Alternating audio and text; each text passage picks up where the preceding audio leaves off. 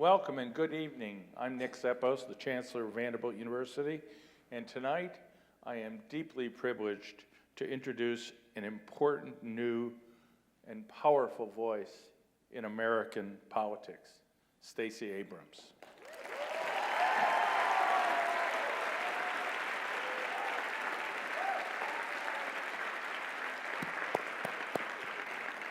After serving as state representative of Georgia's 89th district for 11 years, 7 of those as minority leader, Leader Abrams made history in 2018 by becoming the very first black woman to become a gubernatorial nominee for a major party in the United States. A pioneer, a trailblazer. As we all know, she ran a powerful and creative campaign that garnered the most votes ever for a Democratic candidate in the state of Georgia. After losing a very close and controversial race, she continued her work as an advocate for voting rights and continues to seek democratic engagement by starting the organization Fair Fight Action. Throughout her career, Leader Abrams has founded multiple organizations devoted to voting rights, training and hiring people of color, and tackling complex and difficult social issues at both the state and national levels.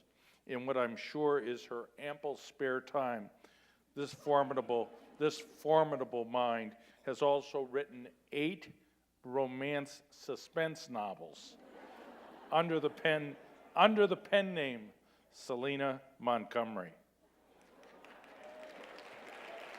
Amazing. We should all read her latest book, Lead from the Outside. It is a guidebook to harnessing the strengths of being an outsider and succeeding despite those challenges. Please join me in welcoming Stacey Abrams to the stage.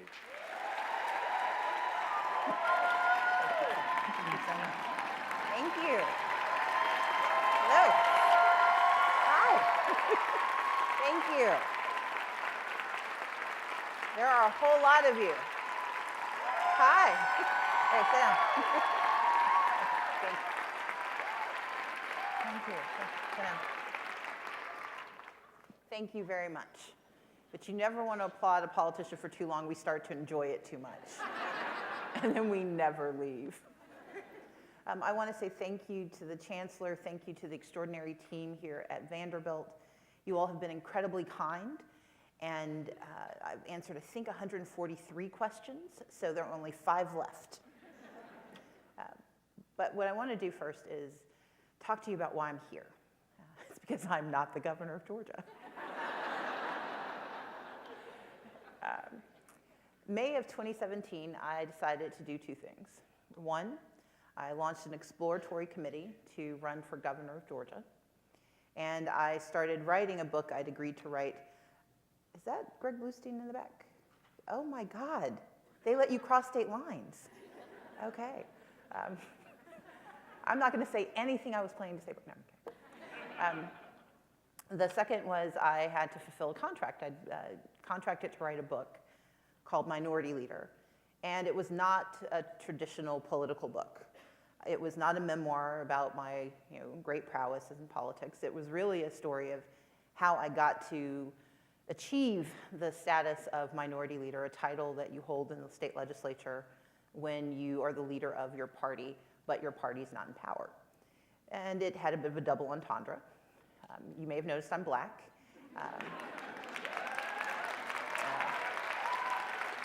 I'm also a woman. And those 2 things were not normative in my time as leader. I was the first woman to lead either party in the history of the state. I was the first black person to lead in the House of Representatives. And thank you. Although we're clapping for the fact that it took 400 years for me to get those jobs. Let's be clear. So I decided to run for office, for an office that no black woman had ever held in the history of America. At the same time, I was writing a book about how hard all that stuff is. I am not the best planner. And so I began my writing process and my campaign. I was calling people, asking them for their money, and I was trying to write this book. And in order to differentiate this, to make it a true how-to guide, I focused on mistakes I made and challenges I faced. If you read leadership books, if you read how-to guides, they're usually written from a position of people who already figured it out, and they're telling you if you have all these things, you too can be successful. So if you are in charge of the world, here's how you can be even more in charge. If you have money, here's how you can spend it. If you have power, here's how you can use it. But there are very few books that tell you how to get power, how to access resources, how to spend time and opportunity to move yourself forward. And so I wanted to write a book about how to get there. Not about what to do once you've already gotten it, but how do you even navigate getting there. And one of the things I talked about was fear of failure, that often we prescribe ourselves from opportunity because we're afraid that we're going to mess up. And it's a legitimate fear, because if you are from the outside, whether it's race, class, gender, ethnicity, sexual orientation, religion, if you're from the South, it doesn't really matter. These are usually things that are seen as disqualifiers. And if you make a mistake, there is no recovery. You make a mistake and you are not only out, everyone who looks like you or has your phenotype is also disqualified. So no pressure. And so I'm writing this book as I'm calling friends of mine, people who've known me for 20 years, who've invested in my previous campaigns. And as I write this book, I'm getting these calls where I would ask friends who I've known, who knew I was thinking about this, and I would say, I'm launching my campaign, will you be an early investor? And the hardest calls were the ones to people who've known me for a lifetime, who said, Stacey, I think you're smart, I think you're the most qualified, I think you'd make a great governor, but you're a black woman. Like they were giving me a diagnosis. I'm like, I've noticed. But embedded in what they were telling me was, I can't invest in you because I don't believe in you enough. And at the time I'm writing this book, I'm giving myself advice about how not to let this stop me from running. Well, fast forward to November of 2018, and I've written my book. It has come out. Nobody bought it because I didn't get a chance to talk about it. Because in the course of my campaign, I was accused of doing something no politician in human history had done, which is write a book during a campaign. But I let it go, and I took some time at the end of the campaign to read through some of the passages. And when November 6th happened, and then November 16th, the day I gave my non-concession speech, when that happened, I read my book again. Not all of it, it's a long book. But I read some of the passages. And I reminded myself that in that moment of what felt like defeat, that I should have expected this. Not that I should have expected to lose, because I don't concede that I lost. I concede that I'm not governor.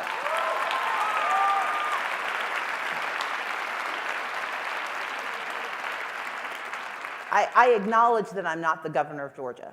That is made plain every day when I don't walk in the mansion.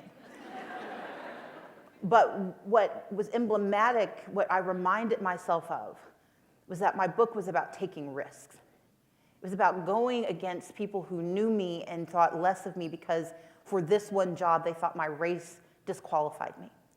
It was about trying hard and risking failure because it was worth it. It was about making sure that I didn't hide from my troubles. I talked about my debt. I talked about my brother and his challenges with addiction, because people can't trust you if they don't know you. And it was about resilience, about the fact that even in this moment where every hope and dream I had was lost, that I had the responsibility to do something else. And so I wrote a new foreword to my book. And I talk about the fact that I gave the speech I gave on November 16th, my non-concession speech, because I read my book. And in my book, I talk about the fact that you cannot concede who you are. You cannot say that something is wrong and then pretend it's right so you can move along and get along. But most importantly, To lead from the outside, which is what we call the book now, means that you have to recognize where you stand if you want to get anywhere else. I'm here today because I believe that in the moment of my darkness on November 16th, there is a light that I see. Because when I stood there and said, I will not concede, it wasn't just for me. It was for the millions of people who stood with me, for the people who stood up for me, who showed up on Election Day, and most importantly, for those who didn't show up because they thought the system was rigged, because they believed that their voices didn't matter, because they imagined that nothing would change their future. And if I agreed with them on that day, then I was complicit. And so for me, leading from the outside isn't simply about leading because you're different. It's about recognizing that outside is where a lot of folks are. And they need leadership out there so we can all go inside and change the world.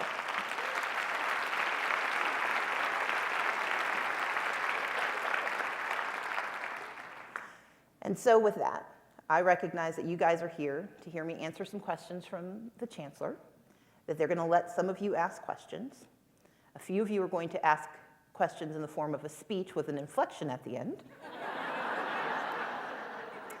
Let me let you know that words have meaning, and a question is an interrogatory. It is not an exclamatory. Okay? And so as I invite the Chancellor back out onto his stage for this portion of our program, I want to ask one major thing. No, you can come on up. It's your house. It's fine. But I want to make sure that a lot of the students here, that you also get a chance to ask questions. There are a lot of folks from around Nashville, even from Atlanta, who've come. But I want to make sure that college students get a chance to ask me a lot of the questions. Because I began my book by talking about my first days in college and what I learned. I started. And you need to be bold, and you need to ask me questions, but do not make speeches about the questions you were planning to ask. Okay, everybody in agreement? Then let's just go get the show on the road. That's great.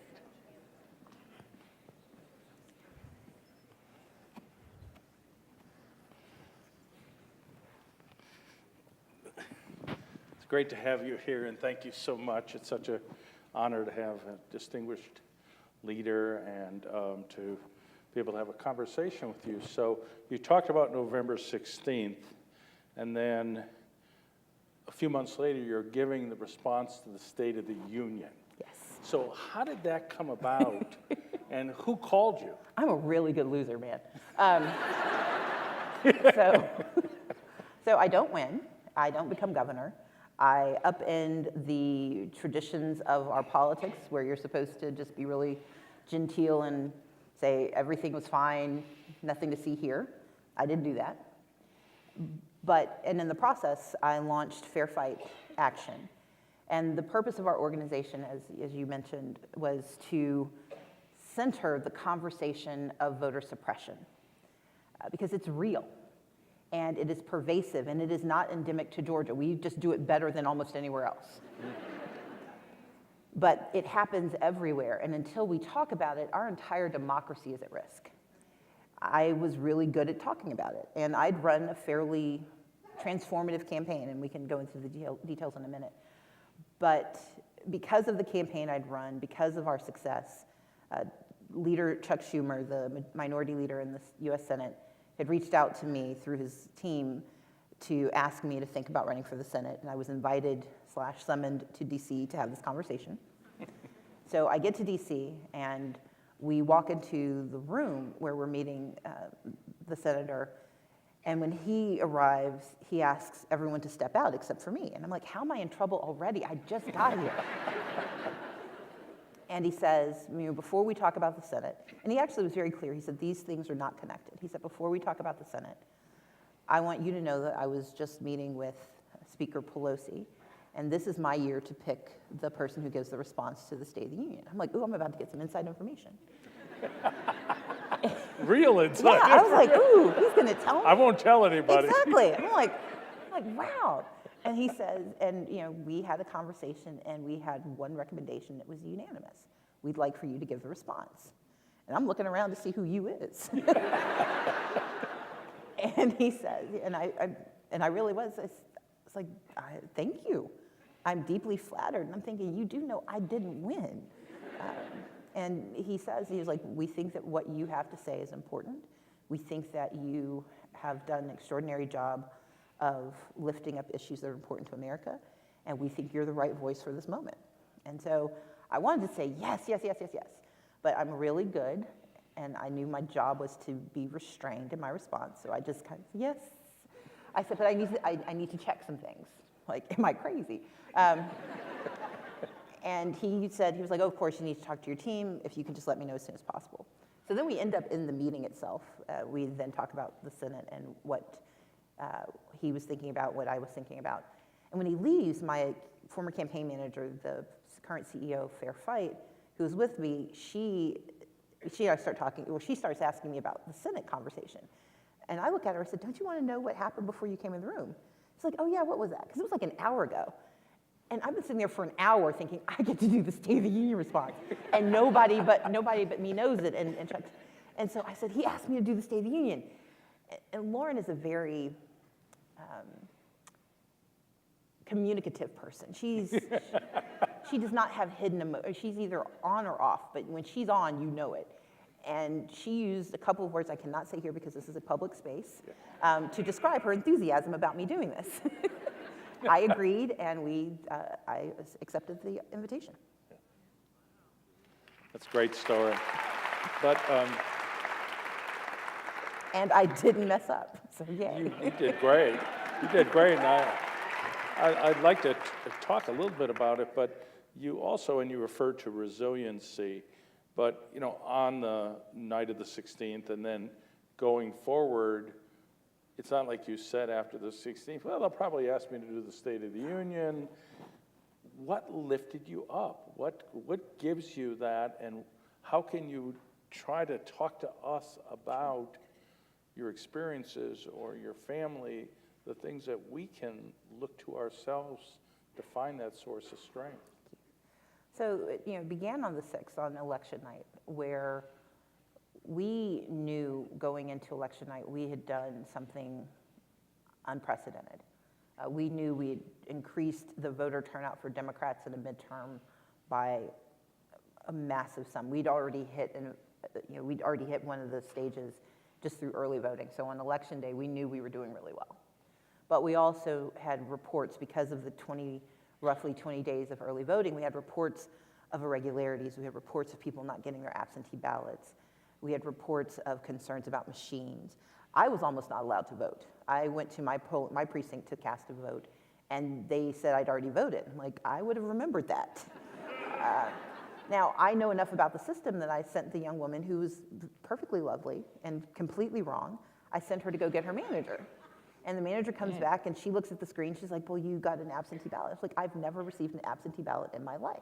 Wow. And she said, but, Miss Abrams, I said, I promise you, I would have remembered voting. And so finally, it took a few minutes. And now mind you, I'm there with a phalanx of cameras. I've got CNN, NBC, MSNBC, like all of the folks are there. So it's not like if I say I have not voted out loud, people are gonna not notice. So I don't want to embarrass them. I don't want to dissuade people from early voting. And so I'm quietly getting this fixed. But if I'm facing that issue, then imagine what other people are facing. And I not only have agency, but I've got ABC. So I've got some pull. And so we knew that there were problems. And then on election day, I actually did campaign stops the whole day. And I started in South Georgia, moved our way back to Atlanta. And in almost every community we stopped in, we heard some story of some concerns. People who had been dissuaded from voting, just irregularities. And so by the time we got to Atlanta, by the time we got to election night, we knew that there were a lot of things not working, even though we had the most robust election protection system that we believe Georgia's ever seen. And so I was preparing we had multiple scenarios about what could happen. But we ended up with what we had referred to internally as Scenario Z, like the thing we just couldn't imagine. And that night, by around 11 o'clock, when the returns are in and still there's just no way to call the election, AP isn't calling it, the AJC, the Atlanta Journal-Constitution isn't calling it, no one's calling the election. And we wait until about 2 in the morning, and finally, Lauren, my campaign manager, looks at me, and she and I, we both believed at that moment that it wasn't about whether the election was called for me or against me. I'd seen good friends actually concede earlier that evening, and we knew that there was sufficient worry and concern about the integrity of the election that the most important responsibility was first and foremost to call for every vote to be counted. And so that night, we, instead of doing the first concession speech, we did the every vote should count speech. And we launched commercials. And the way this is responsive to your question is that part of the way I was raised, my parents taught me, your first responsibility is to others. And so in a moment of despondency, I mean, this was something I'd worked so hard for, that we'd worked hard for. There were promises implicit in the campaign I ran, and it wasn't coming to fruition, and it was soul-crushing. But my first responsibility was to make sure that people didn't decide that they were irrelevant because it didn't work, because we didn't know why it didn't work. So my first job was to call for every vote to be counted, and that's what we did. And we then went into a 10-day sprint where we were able to find lots of votes that were being discounted. We were able to get federal judges to force better action. But by the time we got to the 16th, we realized it was insufficient because of some of the very systems we were fighting. We weren't going to get the result that we believed we were entitled to, but I wasn't going to have the empirical evidence necessary to fight a legal battle. And that became the second responsibility. I could fight just to fight, to show that I was fighting for me, but the minute it becomes about me, people stop thinking about them. It becomes a vanity exercise, and this was larger than me winning a single election. If we are successful with fair fight, I will never be the governor of Georgia in November. I will never win that election. It won't happen. I will never serve a 4-year term from 2019 to 2022. That can't be the reason you do things. Right. And so the second thing that helped buoy me was that I did spend that 10-day period plotting. Revenge is very cathartic. And so, but my plotting was around, how do I make sure this doesn't happen? How do I make certain that the architects of this voter suppression, from the governor to governor-elect on down, how do I make sure this doesn't happen again? And so I thought, what are the infrastructure pieces that were in place that made this possible? One was the series of laws and the implementation of those laws and the processes that are invisible to most people that allowed them to disenfranchise hundreds of thousands of people. The second was, how do I make certain that anyone who thought that their vote counted, that they feel that they can come again and vote again? And those things came together in fair fight action. The second thing was, how do we make sure that every Georgian is actually considered in the way we talk about our politics? Because part of the way we construct our politics is based on how many people we actually think matter. And the way we know in our body politic people matter is through the census. And so I was developing a second organization called Fair Count that we'll launch soon that also is a part of this. So Fair Fight was about the electoral system. Fair Count was about the census and just making sure people actually are visible to our populace and to our leaders. And then I'd already created a New Georgia Project, which had registered at that point more than 300,000 people of color. And so for me, the resilience came from my parents teaching me you fix problems, you don't just wallow in them. And the belief that I'm going to continue to be part of this apparatus of government and of justice and of change. And that meant that I didn't get to be sad by itself. I'm still sad, I'm still angry. I'm less bitter than I was, but all of those things have to be channeled into action, and that's what I've been trying to do. Yeah. Now,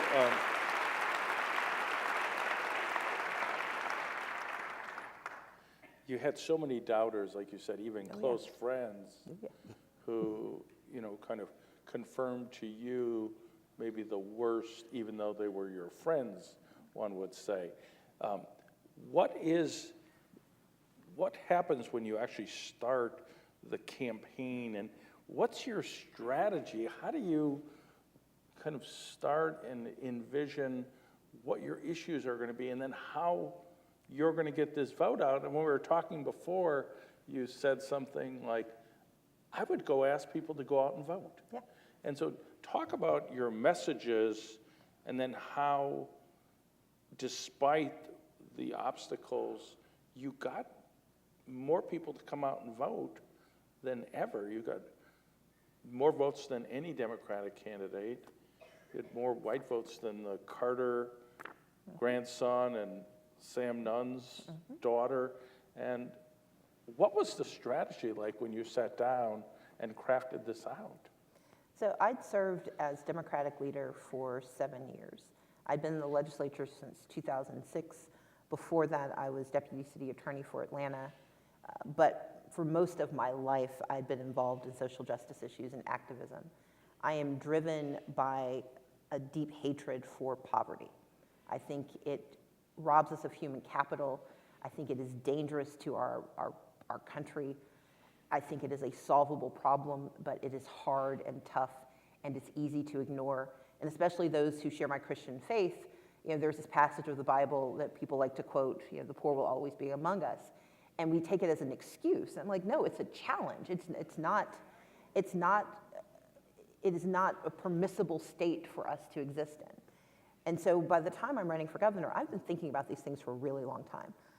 I've been writing about them. I've been doing work around these issues. I've been thinking about it, but I've also been practicing what I preach. And so as leader, I'd been pushing for issues, for resolution of issues, and I've been testing out metrics in real time because that was my job. Yeah. And so we didn't poll test. In fact, my consultants were a bit surprised by how we came about our platform. I'm like, well, I know this stuff works. People want to know, people want opportunity. I'm a capitalist who believes that we need a regulatory frame for how we run our economy. I believe in our economic system as situated, but I think our economic system requires a great deal of oversight because left to our own devices, our avarice will overcome our conscience. I recognize the responsibility then for the private sector to play its role, the public sector to play its role, the nonprofit sector to play its role, and its role has never been as substantial as we like to pretend it has been. The private charities have never done what we like to pretend they've done. They're important, but they've always played a secondary role to government. And so for me, it was easy to think through what our issues were. Education, it is transformative, it is foundational, it is the reason I'm sitting here. Me too. Yeah. But no, education gets you out of places, and it shows you places you've never imagined.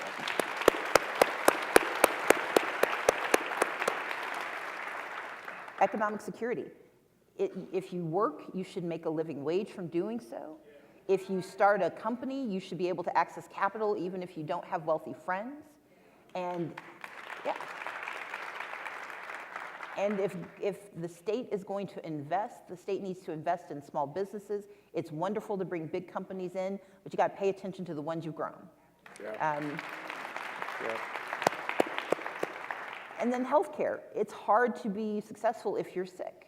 And being sick is expensive. And you get sick whether you're rich or poor or middle class. And so if you work on those three things, education, economic security, and healthcare, that's about 90% of the stuff. Right. And almost everything else flows from that. And you can have a conversation, but it all comes back to those three things. And so that was our campaign platform. And all of our policies flowed from that. Now the second part was, who do you tell? And the argument had always been that you have to talk to persuadable voters. For those of you who do not care about politics or follow it, there are two categories of voters. There's persuasion targets, meaning people who will vote, but who may not vote for your person. And then there are turnout targets, people who will vote for you, you just have to get them to show up. That is a binary system that is stupid. Because it is. And especially in a state like Georgia, because persuasion doesn't always work on the people who don't vote for you, especially if they haven't voted for you in 40 years. You might want to get the hint. if your ideological belief system is different than the value system I am proposing, it is unlikely I'm going to convert you to do what I want you to do. And I respect the right of belief enough to say, I'm not going to try to convince you. If you are anti-choice, if you're anti-abortion, if you are pro-death penalty, I'm probably not going to convince you with 3 30-second ads and a mailer. Yeah. It's not going to happen. I'm not the candidate for you. I'm not. Yeah. And it's not disingenuous for me to acknowledge that. So what I would say is, look, I'm not going to try to convert you to believe what I believe. I am going to try to convince you that what I have to offer you may want. But that means I tell you what I'm actually going to do, not that I pretend I'm like you to get you to believe me for a few minutes. And that goes to your genuine kind of, I'm a real person, Yes. and this is what I say. Absolutely. Did you drive the consultants crazy? This seems so straightforward to me. We had conversations. We did. Do you tell them who's paying? Tell them you were paying the bills, of course, I talk about immigration. You're not supposed. I talk about immigration, abortion, and gun safety. Those are not the top of the line things they ask you to talk about when you're running for governor in the South. But to me, every one of those were incredibly important. I live in a state where the number one job creator, the number one industry is agriculture. How can you not talk about immigration? And so one was that I didn't try to convince anyone that they had to change their beliefs. But I didn't ignore them. I just told them the truth about who I was when I came to see them. Number two was that I went everywhere. We talked to everyone. We did not have turnout targets. Everyone was a persuasion target. And so we started, well, thank you. 4 people who volunteered on campaigns. We started our campaign, we started running our general election in the primary. Because to build the kind of campaign we wanted to run, you have to start early. Because you're talking to people no one has spoken to in years, decades. And so we had to go places no one had been and build infrastructure in all those places.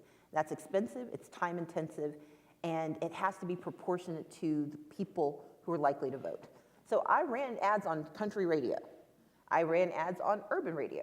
I did not spend the same amount on both because the likelihood of yield from country music, while there was some, it was not going to overwhelm the number of people I was likely going to get from playing my ads on urban radio. And so we abandoned the notion of base. Everyone was a persuasion target. And then we met people where they were. We had walk cards in Cantonese, Chinese, Japanese, Korean, Spanish, name it, we probably did it. We ran the first bilingual canvases. We ran the first statewide Spanish language ads. We had convenings of communities of interest. I centered people of color and marginalized communities and believed that white people weren't going to be turned off because I acknowledged that other people had needs that had been unmet for years.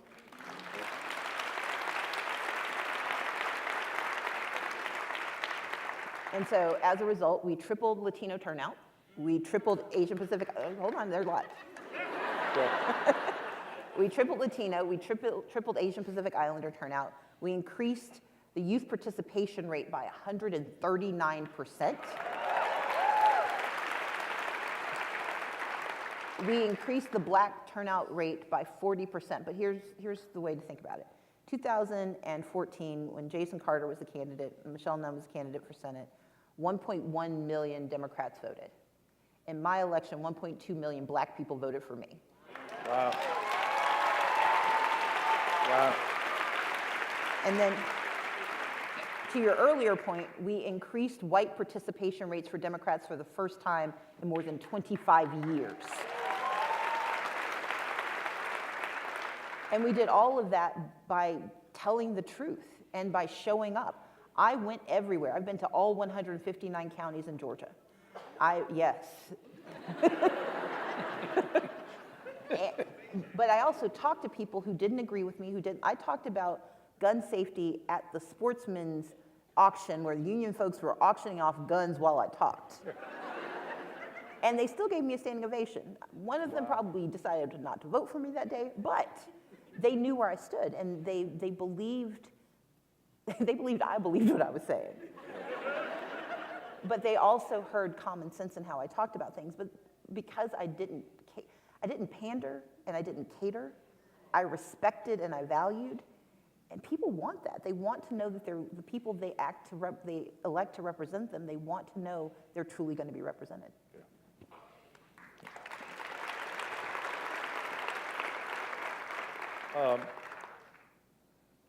I thought a lot of that came through in the State of the Union response that you gave, which had a really moving story about your father hitchhiking home from work.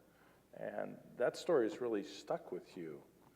And why has that become such an important part that you would say to Chuck, leave me alone, I'm going to write the speech and tell you this story?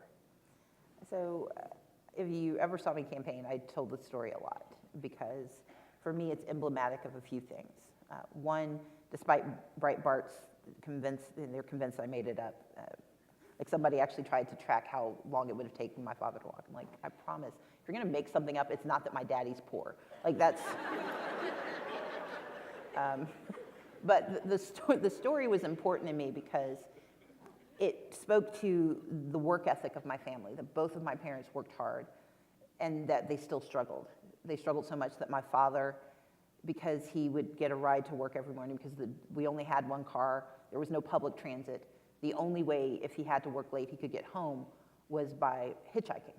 So it talks about lots of issues embedded.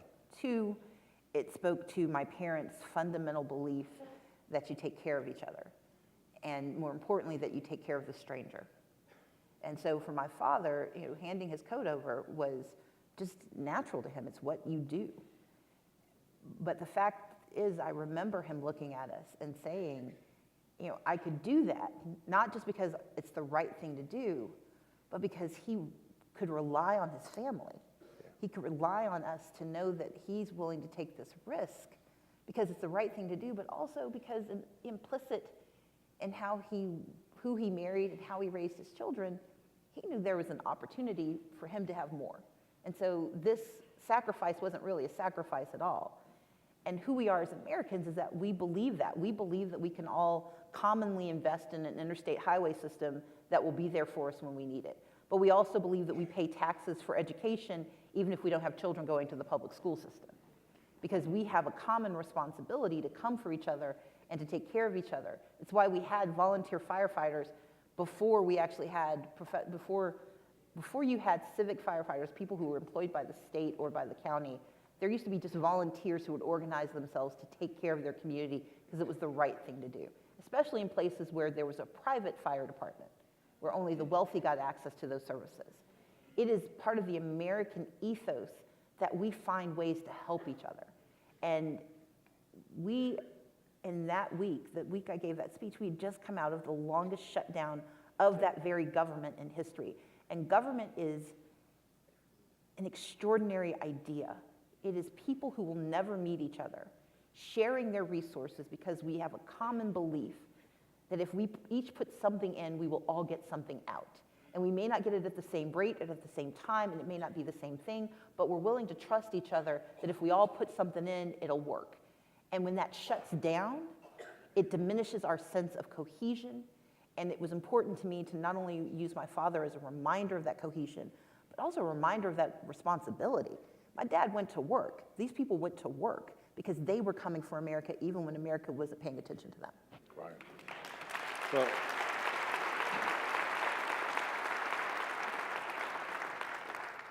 you'll probably tell us what your future political plans are. Sure. Whether it's Senate or we just skip that and run for president. And I'm sorry, did you say something? No. and I've already been encouraged to ask you who you think would be a good running mate, but I found the speech you said, okay, this is what my family gave me: faith, a sense of service, education, the importance of education, my sense of responsibility. You talked about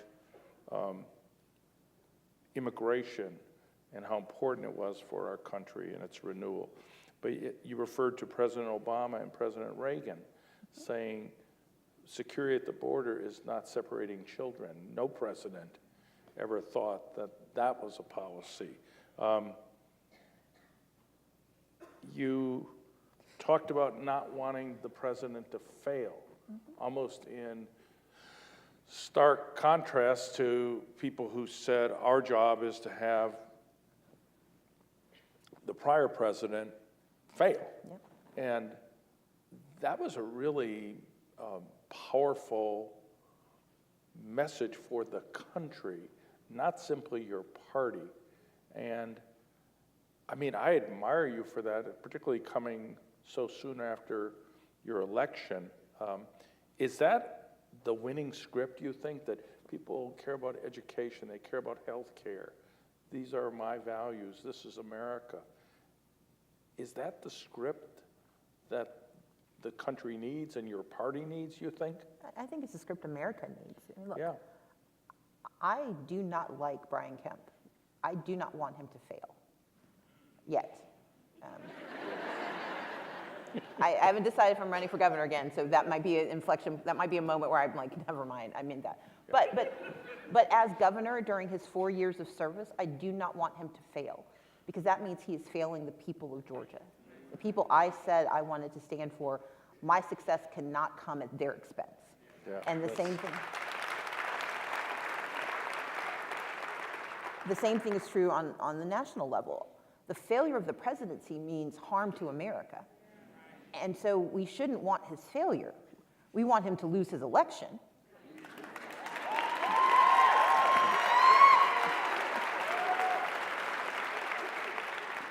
But during his tenure in office, we want him to be successful because his success means our success. And so when I say, I don't want you to fail, I don't want you to fail America. But all of us want the same things. And that's why I come back always to education, economic security, healthcare. All of the debates, even the debate around immigration, is tied to those issues. We believe somehow that immigration is diminishing our economic capacity. We believe that they are somehow harming our access to an education. That has never been true. It is not part of the DNA of America that is a diminution of who we are. We are enlarged and made stronger by immigration. We are enlarged and made stronger by more people having opportunity. The best time in American history, the halcyon days people look back on and think, oh, this was the golden age of America, was when more people had jobs and more people had opportunity in those moments. Now, mind you, they kept a whole lot of people out of it. Yeah. But what was telling was that it was the growth of the middle class, because that was the moment where so many people who'd been denied opportunity had opportunity. Imagine if we replicated that on a scale that included women and people of color and communities that have been disenfranchised. That makes us better. And so everyone who wants to be in charge of our country should be able to see all of our country. They should be able to see every eligible voter, but they should also be able to see every person who lives on our shores, every person who contributes to our country. And sometimes that contribution is financial, and sometimes it's the fact that they are challenging us to be better than we want to be. Yeah. That is who we should have as leaders. Those are the people who should get our votes. But they should also get our support once they're in, and that means voting not only in the presidential election, but voting in every election, every time, everywhere. Yeah. Yeah. So let's talk a little bit more about Fair Fight Action. Yes. And you know, the battle you're taking on is as old as the country and before the country. And so what is it really like, and you went through your own election, what is it like on the front lines of trying to reform what is a system that is systematically repressing turnout? And you know, I believe that if we are going to ask our young people and everybody to have faith in a democracy, the one, for me, no-brainer is more people should vote. Mm-hmm. And what is it like when you talk to people? And the other thing is, you're a great bipartisan politician. You had tremendous success as the minority leader, as you so interestingly pointed out. What do people say to you? Do they say, yeah, but you know, I got to win my seat? Is it, what's their defense when you really sit down and call them on it? So let's start with, there's a canard out there that because voter turnout has increased, that means that there's no suppression. Those are completely unrelated issues. There are more people. And so when there are more people vote. The fact that some people are stopped from voting does not mean everyone is stopped from voting.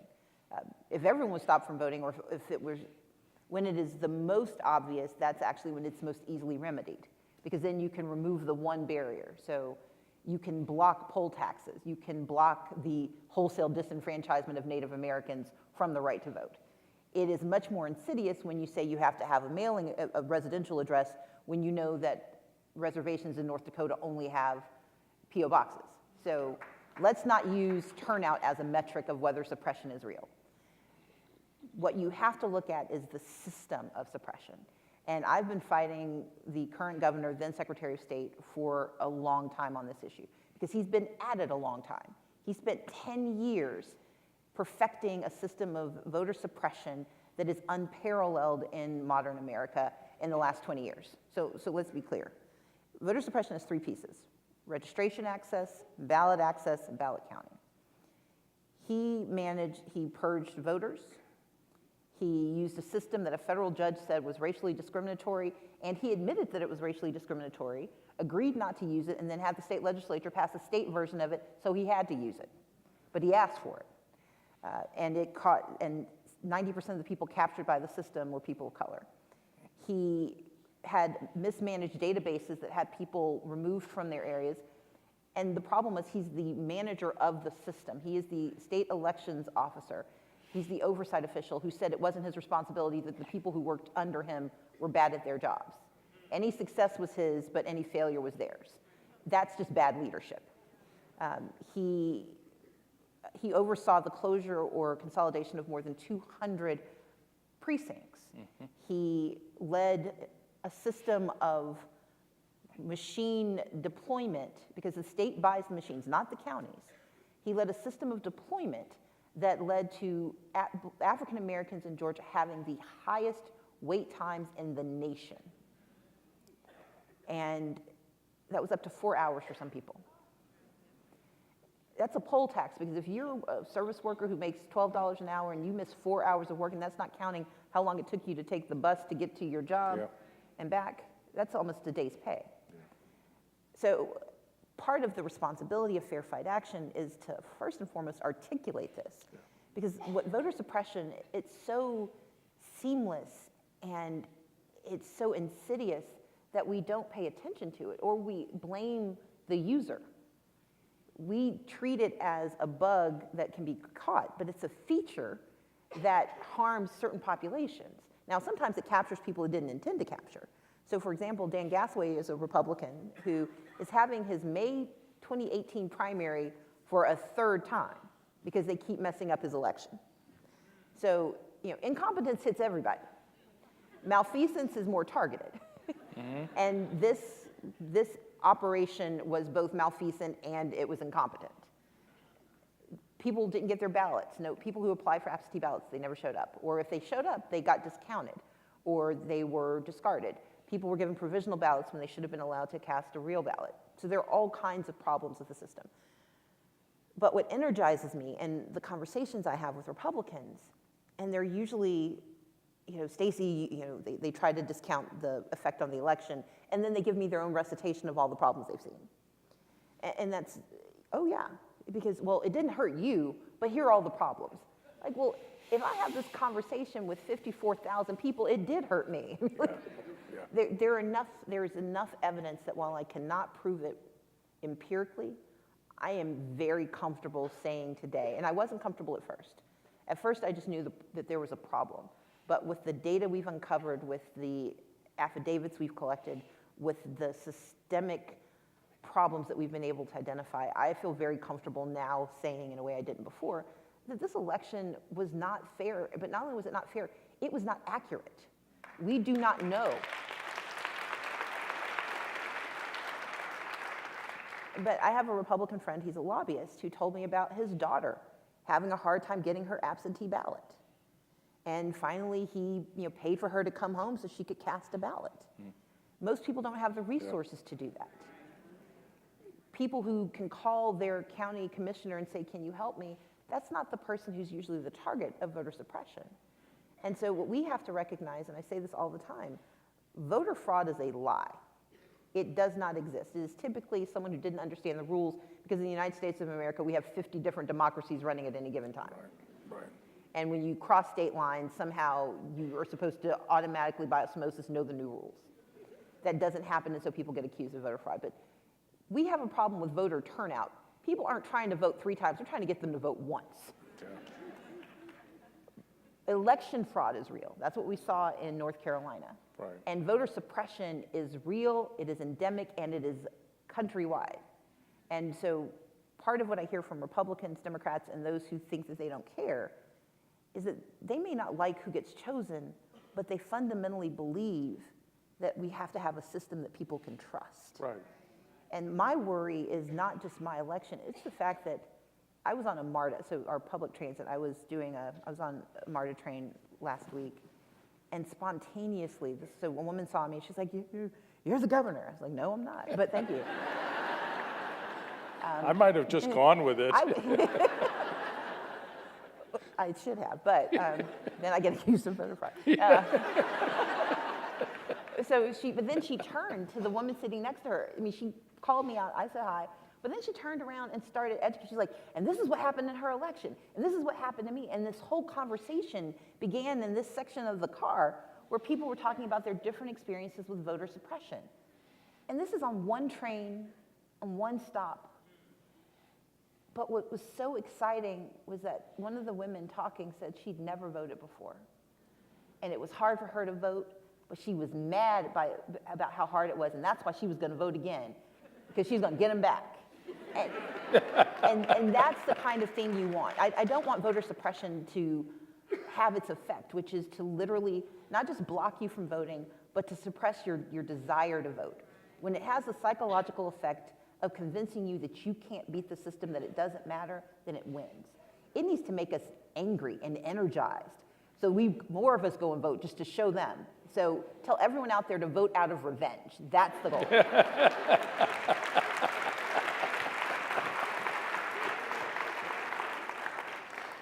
Now, you mentioned earlier that you were kind of raised, there's a problem, I'm going to try to solve it. Yes. And you also talk about ambition in your writing, and ambition can sometimes have a negative connotation, but yet clearly your approach to solving problems and having plans and connecting with people is inspirational. So how do you talk to particularly young people in a university setting about it's okay to have goals and ambition, and particularly if you're from an underrepresented group where people are counting you out? So ambition is an okay thing, isn't it? It's a great thing. Look, people only dislike ambition when the wrong people have it. Yeah. And that's when you hear it used as a pejorative, it's typically because somebody we don't like wants something we don't want them to have. So in Lead from the Outside, I have a whole chapter on ambition, because that, I think, is the beginning of the conversation. I was raised in a community where I was not like a lot of the kids on my street. My family wasn't like the families on that street. My parents would, we watched PBS a lot. We were the only black kids I know of that ballroom danced for fun. We were not good at it, but what my mom and dad wanted us to understand was that we were not going to be bounded by the economics and the zip code that we lived in, that they wanted our ambitions to be limitless. But what I learned, especially in college, was that I had to understand the difference between dreams and ambition. Yeah. Dreams are stuff that you wish for. And wishing is fine. Dreams are great. But dreams are fleeting. They come and they go. Ambition is something that keeps you awake, that animates you. If you can put it aside and walk away, it's not an ambition. It's a dream. Ambition is something that drives you, and you have to think about it because it's also usually not clear. Technically I had 7 majors in college. I was only in college for 4 years. And it was so bad that they actually stopped me from filling out the form to declare another major. I majored in physics, philosophy, I did a minor in theater, I did English, history, chemistry.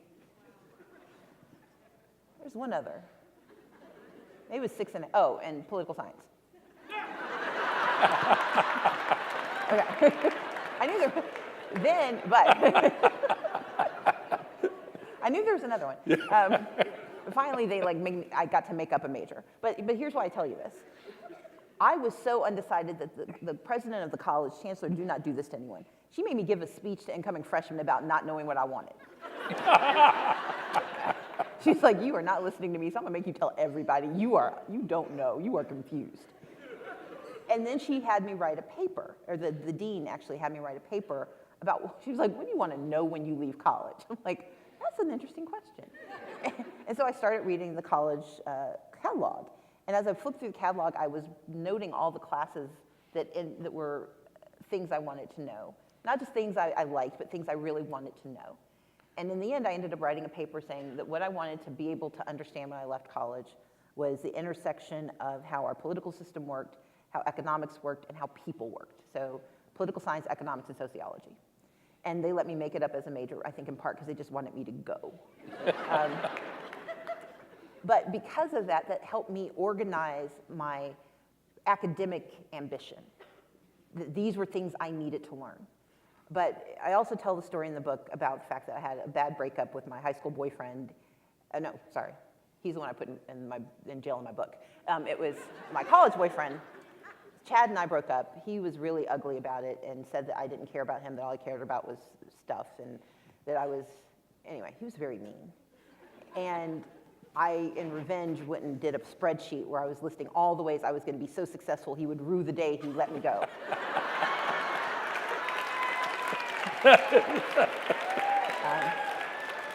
Did you have a PowerPoint too? No, well, see, this is back in '91, so I did it on Lotus 123, which eventually got upgraded to Excel. But the point of the spreadsheet was I gave myself a list of things I wanted to accomplish. And by writing it down, I then made myself come up with the steps, like what do I need to do to get there? Ambition has to be organized, especially if you're from the outside, because no one's going to hand it to you. An ambition that doesn't have organization to it is eventually going to become a dream. But if you write it down and then you write down why you want it and how you plan to get it, then that concretizes it in your mind and it gives you a structure for how you get it. But it also, the thing I've learned, because I've deviated from my spreadsheet now, I did not get the job that was next. And in fact, being governor wasn't originally on my spreadsheet. I thought I wanted to be mayor of Atlanta. And it wasn't until I was working for the mayor that I realized the work I needed to do had to happen on a state level because the city couldn't do the things I needed it to do. Running for governor became part of my spreadsheet. And now that cell is not working. And I have an algorithm where I say, if this works, here's what I do. And if this doesn't work, I am a big old nerd. I told you. If it doesn't work, here's what I do. And all the things I thought I would do if I did not become governor are not currently what I'm doing. Wow. And I say this to say, you have to be intentional, but you also have to be flexible. Yeah. All of you who are under 30 should be clapping, okay? Yeah. Because here's the thing, intention is where you plan to be, but flexibility is how you adapt when you're wrong. Yeah. And if you're not flexible, it doesn't mean you can't go back and try again, but flexibility allows you to figure out and gives you space to figure out what happened. Because if you can't figure out what happened, then you're going to repeat it, or there's something else that's going to get you, or you miss other opportunities. Like I never thought that people would be asking me to run for the Senate or that my name would be bandied about for president. Yet, that was ways out. But it's happening now, and I've got to be flexible enough to think about all the options because my intention is to lead and do good work. How I get there and the ambitions I have for the jobs are still important, but I need to be flexible enough that I can hear other ideas that I didn't have because I didn't know enough. Well, I didn't hear creative writing in the list of majors, but it probably was there. I knew all the English professors. They would have expected me to show up. I was also a very poor attendee in my classes, so I don't do that. You should show up. Professors are good people who want you to learn. Okay. None of you, okay. Only the professors clapped. That was No, funny. that's all right. Yeah. Just imagine what I could have been if I'd gone to class more often. So how does your writing relate to all of your other projects and the algorithms and the spreadsheets? Is it a sidelight? Is it connected? And does it give you a sense of perspective on all of your other work? So writing has always been a part of what I wanted to do. My mom was a librarian when I was growing up. My dad was a shipyard worker, but my dad used to tell us these fantastical stories. My dad is dyslexic and does not read well, but he loves writing. He loves storytelling, and he reads slow, but he loves stories. Like my dad's the only person I think in my family who read my treatise on the operational dissonance of the unrelated business income tax exemption. Of course, I'd love to send it to me. I will, thank you. You bit? Yes, thank you. You bit? Oh, yes, my that's what I wrote my thesis on. just- I wrote it at the same time I wrote Please. Rules of Engagement, my romance novel about a chemical physicist who falls in love with the man who thinks he killed his best friend. I'm not sure about that. The you bit I'm Hey. into. To me, they are equal merit. Yeah. And in fact, I wrote them at the exact same time. But here's the thing. Writing is who I am. I don't know how not to write. And I write poetry. I had a brief stint of country music writing. Yeah, I was in 10th grade. I thought I was going to be a country music writer. Turns out that wasn't true. That was a dream. It was not an ambition. I wrote screenplays. I've written actual plays. I've written romantic suspense. I've written children's books. I love writing. And for me, it is an important part of who I am. It is one of the ways I think through ideas, but it's also one of the ways I give my mind space to wander. And that's as important as the work. Because if you're so focused that you never create, you have to give yourself a place to just be free so that creativity works. And so that's what writing was for me. Now, I started selling books, and it became a job. People either wanted their books or their money back, so I had to write books. And so I'm a fairly prolific writer, but I get to think about all kinds of things. So, like one of my characters was an ethnobotanist, and I had one who's a chemical physicist. There's an artist. I mean, all kinds of things I thought I could be. A couple of grifters, because why not? Think about the darker sides. But the other part of writing for me is that being a storyteller is endemic to being good in politics, because people need to know how they fit into what you're doing. And so the ability to tell a story at the beginning of the State of the Union address, to bring people in so they can hear the rest of what you have to say, the ability to talk to a community that doesn't think that you have anything to say to them, but because you can tell a story that they hear.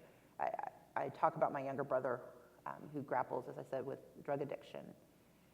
And when I talk about him, I was in North Georgia, and this older white man came up to me and he grabbed my hand and he said he had a son just like my brother Walter. His son was dealing with opioids and had committed attempted suicide and couldn't get in a treatment program, had been in and out of jail. But in that moment, he saw in me a kindred spirit. And that created space for him to hear other things I could tell him about the life I wanted for him and his family. And so for me, whether I'm writing it down in an essay or writing it down in a book or using it as part of a speech, the art of being able to tell a story that connects people to you is, I think, part of why I like what I do. Yeah. Tell me about, there are a lot of people running for president, and I'm sure they're looking to sit on a stage with you, have you speak at a rally, give an endorsement.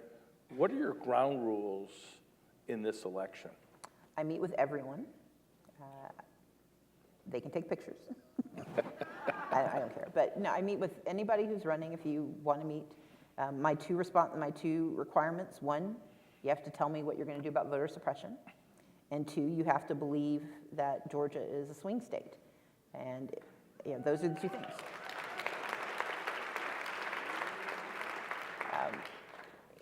Georgia is incredibly important, and what we can accomplish for the entire region is critical. There are no swing states in the Deep South. There are no swing states in, once you leave North Carolina until you get to Florida, no one thinks about it. And we have to be part of this national conversation because the more we are excluded from that conversation, the less our issues are addressed. And so for me, Georgia is a moment where we can insert our needs, our desires, but also our capacity into this national narrative, and we deserve to be there.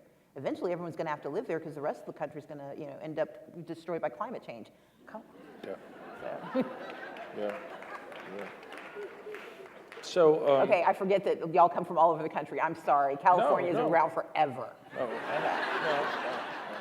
So I did get questions beforehand from the students. Okay. So I'm going to ask those who were very thoughtful to actually write them down. And this is, I think, an interesting question. Okay, there are some people who look like they're about to cry. Are you going to let them ask questions? Yeah, I'll let them ask a couple questions. Okay, please say that, because you didn't No, see but their faces when you did that. Well, that's because I have to get really close. She just looked really like she was about to storm out, so okay. I just wanted to clarify. I just want to give credit to those who. So you're speaking to a university audience with a lot of students and faculty who are engaged in research. You are very analytical and data-driven in a lot of your work. How do we make our work more relevant? So data tells us a story, but data by itself is not processable by most people. I believe that you use data to animate the larger narrative, because data by itself it's important, but if no one uses it because no one understands it, it serves no purpose. My older sister is an anthropologist. My youngest sister is an evolutionary biologist. And the most fun we have in conversation, and there is fun in our conversations. They're two lawyers, and we've got a social worker. But it's when they take these data points and then they tell us why it matters. That's what people want to know. They want to know why what you know matters. Even the most arcane or esoteric piece, there was a question that led you to get that information. Trust other people to care about the question. So tell them what the question is. Tell them what the problem is, why it's a problem, why does it matter, why does this information you have matter, and then what problem can you solve with it. And even if you're solving the problem of ignorance, now people know this, that's a good thing to solve for. But I do think sometimes we become I'm a tax attorney by training. So I know about being so wrapped up in your data that you don't talk about it in a way that people care about. I literally start talking about my job as a tax attorney and people fall asleep by just instinct. But it's when I talk about taxes, so when I was a state legislator, when we would have our town hall meetings, I would make sure that we moved our town hall meetings around, but I talked about tax policy for the first 10 minutes of every meeting. Now, some people knew not to come, but a lot of people started to show up because when you just talk about tax policy, it is completely boring. But then I would explain, do you know that the reason you don't have these resources in your community is because of this tax policy? Do you know that the reason your school system hasn't gotten upgrades is because of this tax abatement that was done a decade ago and they're still not paying their fair share? You have to connect the dots for people so that they understand how it connects to their lives.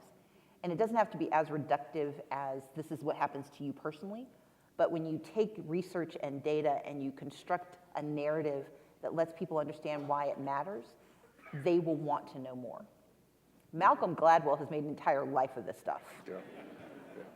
I think that's great advice, but we have time for a couple of questions from the audience. So, Nick, are you walking around with a microphone? Someone walking around with a microphone? Okay. So that was the apoplectic fit person. Okay, there's someone You two need to combine your question, okay? Okay. Okay, over here. Okay, Yes, ma'am. Thank you. and then, Hi, my name's Olivia Cherry. I'm a student at Vanderbilt University, and I think something that a lot of young people can relate to is a kind of apathy and pessimism associated with politics and kind of the aftermath of the 2016 presidential election, and even instances like the voter suppression in the election that you participated in. So I guess my question is, how do you find the optimism, the faith in the political system to continue doing the work that you do? great question. I wouldn't, thank you. I don't say that I have faith in the political system. I have faith in democracy. I've met politicians. I don't, it's different. I have faith in democracy. And I have faith in our capacity to do better. You don't have to like politics, and you don't have to care about politics, but politics cares about you. When you don't have the resources you need in your community, it's because politics cares enough to take your stuff and give it to other people and to make sure you don't get stuff. When healthcare is a privilege and not a right, that's politics. And the only way that changes is when the people who are the most affected by it actually get involved in it. There's a reason senior citizens are the most constant voters no matter where you go. It's because they've been around long enough to know that if they show up, they get what they want. They show up early. If early voting starts at 2 a.m. on a Thursday, they will be in line. And what do they get for it? People talk about cutting Social Security. It does not happen. And so if young people had the same recognition of their power, we do a lot through voter suppression and other things to convince you that your power isn't real. It's a lie. You guys have extraordinary power. And if you harness that power, you get stuff that you want, which is why we just don't spend a lot of money trying to convince you to vote. Because if we really wanted you to vote, we wouldn't talk about voting 3 weeks before the election. We would talk about it right now, which is why I'm talking about voting right now. Yep. If you want climate change to be addressed by political leaders, they need to see you before they need you. They need to see you now. And so it's not that I'm driven by optimism. I'm a realist.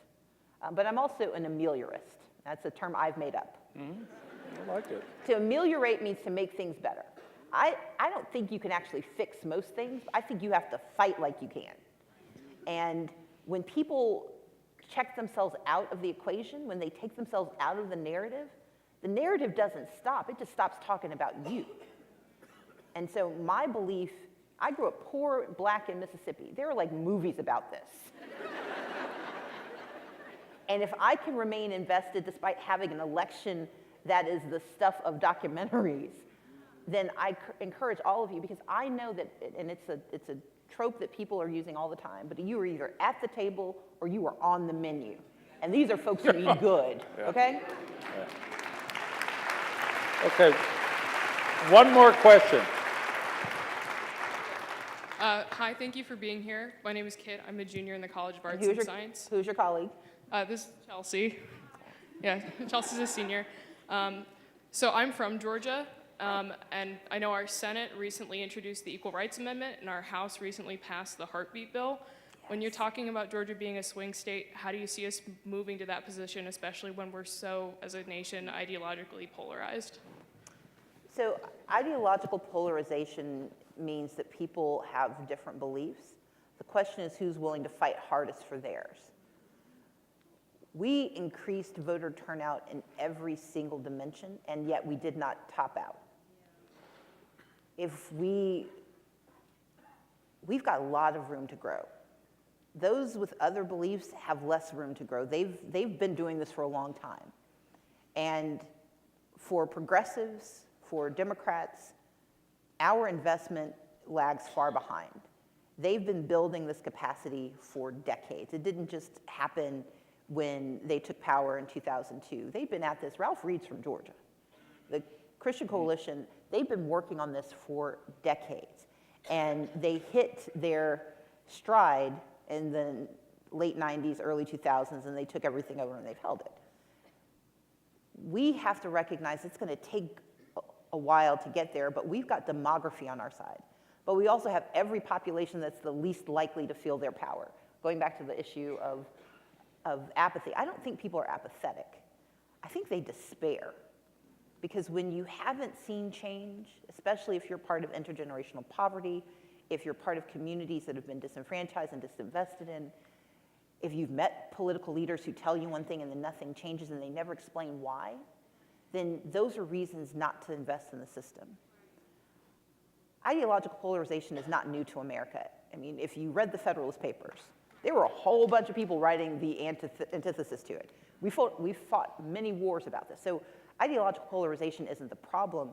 The issue is how we let that make us treat each other. I am very much a Democrat. I'm very strong about my ideological beliefs, but I was a really good bipartisan leader because I recognize that you don't have to share my values to share my citizenship. And my job as a state legislator was to represent everyone. I wasn't an Atlanta state legislator. I was a Georgia state legislator. That meant I was responsible for the entire state. And when I got the title of leader, that meant I was responsible even more. My responsibility as a leader is to help everyone. My responsibility as a Democrat is for me to be in charge of what we do. Well,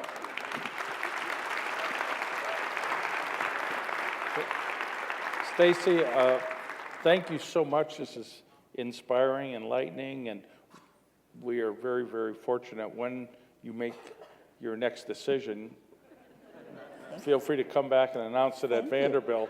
And let's just,